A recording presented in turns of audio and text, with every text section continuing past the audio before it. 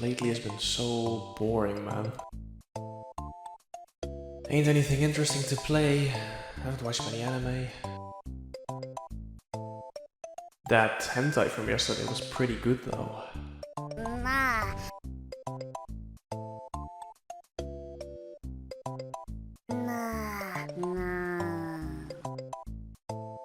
Huh, okay.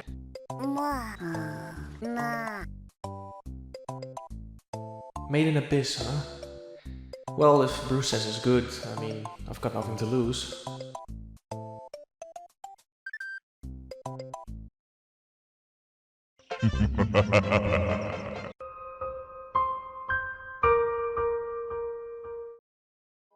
Made in Abyss. On its outside, looks like a cute, wholesome adventure story about two friends attempting to explore an unknown world. And it definitely is. Up until a certain point. The Abyss with which we are greeted, surrounded by the beautiful city of Orth, already sets itself up to have a certain charm to it. Like, it wants you to explore its deep, unknown territories. If you stare into the Abyss stares back at you. A quote made famous by Nietzsche in Beyond Good and Evil. Probably fits the aesthetics of this massive gaping hole more than anything else. When gazing from far up above, I personally experience a sense of fear, asking myself what could be down in those depths. But it also comes paired with a certain excitement after repeating said question. The Abyss is a beautiful place, but it reeks of monsters, dangers, and a certain curse of the Abyss. If one ventures down, there's no real issue, apart from the dangers that dwell in the dark. However, if one travels back up the Abyss, people will succumb to nausea, puking, hallucination, loss of humanity, and even death. The curse gets stronger the more down you go, and few who have made it past the lower regions have returned. The Abyss is divided in various layers, 1 to 7, where layer 1, the edge of the Abyss, might look like a wonderful place to explore and dive in to find various relics and creatures. It's nothing in comparison to say layer 3 or 4, which is usually not really where two 12-year-old protagonists find themselves exploring. Seeing the Abyss as a whole and experiencing its various layers being drawn out to you made me feel like a kid again. There aren't many anime that really know how to ignite my imagination, but Made in Abyss is definitely a show that does it wonderfully. Whether it's the amazing background art done by the talented Masuyama Osamu, who also worked on shows like Kimi no Nawa and Spirited Away, or just the wild idea of a massive unknown territory being uncovered right in front of your eyes. There is some magical juice in Made in Abyss that makes my brain run wild with adventurous ideas. These new territories don't come without dangers, however. Entire ecosystems are down there, with huge monsters who will dine on your behind. We are but mere food items in a much bigger food chain in the Abyss. Yet our hero Rico doesn't really care for anything said about the Abyss. Rico is a 12-year-old orphan, and the daughter of the White Whistle Lysa, the Annihilator. She was only 2 years old when her mother made her last dive into the Abyss. Her father Torka died before she was even born, thus she was left under the care of the Pelchero orphanage. The cave raiders, those whose sole purpose is to dive down and uncover relics, are all divided in ranks based on their experience, abilities and achievements. So Lysa, for example, a white whistle, is considered a legend amongst all other whistles. They do not have a depth limit and can freely go as they please. Rico, on the other hand, is a red whistle, and has yet to descend further than the first layer. Rico is definitely aware of the dangers that lie ahead.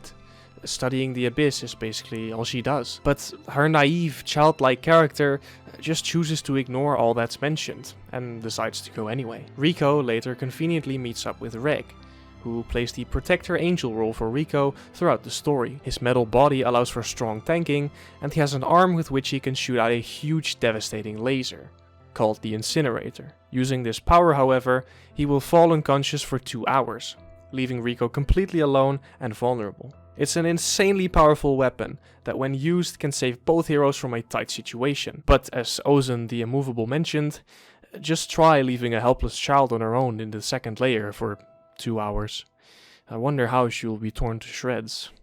One thing that sells the character design to me personally is how they're young, naive and simple-minded.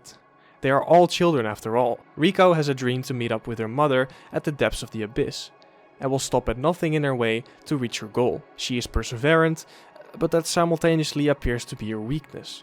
To which Reg comes in. Reg is, on his own, insecure and indecisive, but he knows when to take an alternate approach to certain dangers, instead of going head on in. There's a beautiful symbiotic relationship in between these two, that perseveres throughout the entire show. They need each other to venture forth into the abyss, and if one were to falter to the dangers, the other will soon follow.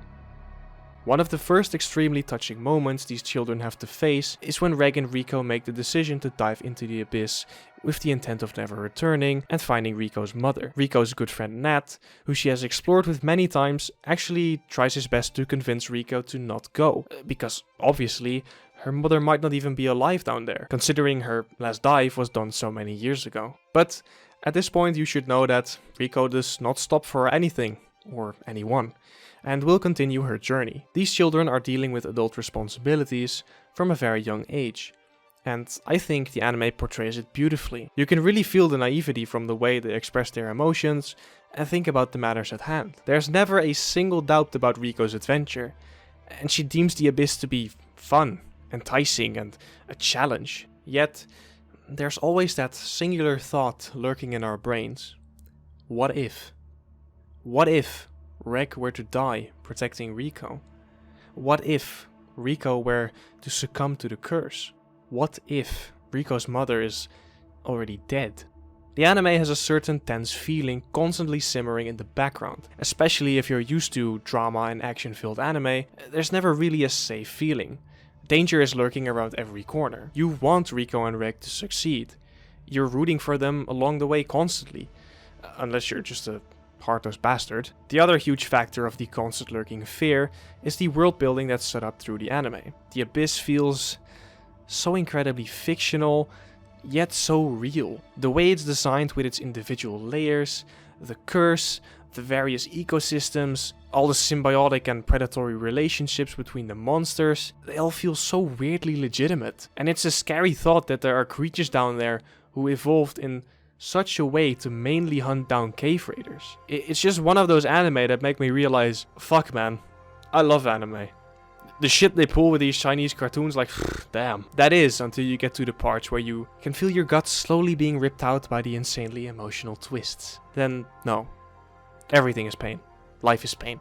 Especially with the fucking god-tier soundtrack provided by Kevin Penkin. I am no expert on music or anything similar, but when I go out of my way to listen to a soundtrack after I finished an anime, especially Pathway, that shit good.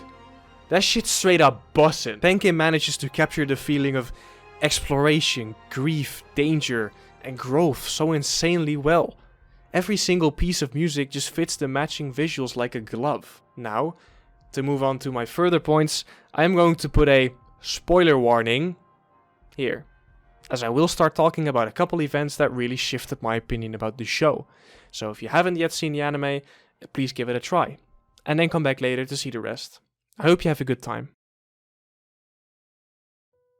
In the last quarter of the anime, a new character gets introduced, Nanachi, together with her companion Mitty, who we both meet in the 4th layer. Now, when I saw Mitty first, I let out an audible grunt of disgust, wondering how such a monstrosity ended up with someone like Nanachi. And then following their introductions are their equally screwed up backstories, and the even more fucked up bond route. Because yes, of course, there was going to be that one guy who lured some children into his domain and fucked them up for science. The most notable thing about Nanachi and Mitty, as opposed to Rico and Reg, is the way they see death. Whereas Reg constantly lives in fear about what would happen if Rico were to die, Nanachi does so, but about herself. What if she were to die and leave Mitty alone in the terrifying 4th layer? Her only real friend she ever made, abandoned as a lost immortal being, completely aware of her surroundings and the pain she will endure. And then we come across the incredibly touching moment between Nanachi and Mitty, after Nanachi discovers Reg's incinerator. Now, when I tell you I bawled at that scene, I mean I fucking bawled. And it was in that moment I again realized how much anime could emotionally influence me in a matter of minutes. We didn't even really know Nanachi for that long, but the whole story about the abyss that had been leading up to that point only made for an even more painful execution. And then Kevin Penkin had to be there with its fucking musical bow and arrow, being a cheeky little cunt, shooting you right in your nutsack when you thought you had seen it all. Now, going back a little in the story, there's a moment that's kinda confused me, specifically when Reg and Rico just descended into the first layer. Uncle Habbo, he really just let two 12-year-olds dive down past the first layer? After a little pep talk? Like, what's that about? He literally said that red whistles can't go towards the second layer, but he gives the two some buns and leaves? I don't know, maybe I missed some hidden meaning. I mean, he did mention that they were gonna grow up and eventually, and you know, that entire spiel. But it was just a bit odd to have him let those children go in after a little talk. Then there's the couple scenes of them getting, you know, the nude beating, and well, was that really necessary? I don't know, whatever. I've seen more fucked up shit on the internet, so it wasn't really that weird to me. But I can definitely see how it can rub people the wrong way. But those were really the only 2 points of criticism, so to say. I felt like the pacing was nice, maybe sometimes a little too fast, but nothing too extreme. Made in Abyss is a wonderful story about personal growth, overcoming your fears, exploration, and what it means to love someone. With naive characters who you want to see succeed and fulfill their purpose in this cold, gruesome world. I came into the show with a little mental preparation, as I had heard it would take some really dark, twisted turns. But nothing really prepared me for the shit I had to endure. But it was good shit.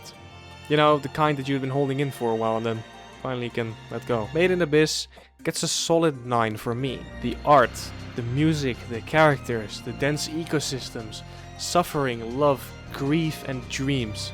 This anime has it all, neatly compressed into a consumable size. I loved it, and I simply can't state it in any other way. It really reminded me about how great anime can be. It can be somewhat of a tearjerker at times, but honestly, I'm a sucker for anime who do so in a good way. Because sometimes you just want to feel nothing but pain. Bittersweet pain. It's one of those shows that I just want to talk about after finishing it and find more content of. And I'm sure you will too if you give it a chance. Go watch it if you haven't already. If you love getting invested into anime characters and then getting your heart ripped out, you should take that leap and dive into the abyss. Hey there everybody, thank you so much for watching that video on Made in Abyss. I've been working on it for quite a while now and I finally managed to put it out properly. And I feel like with the product that I have now, I'm finally satisfied, to say the least. Again, I fucking loved Made in Abyss and I highly recommend you try it out yourself if you haven't already seen it. But yeah, it's gonna be a challenge to see when I'll upload next. I hope to upload at least every week, and if I can't reach that, every 2 weeks. So if you have some anime recommendations that I can review, or do you want me to review, then please leave them down in the comments. With that, again, thank you so much for watching, and yeah, have a good one.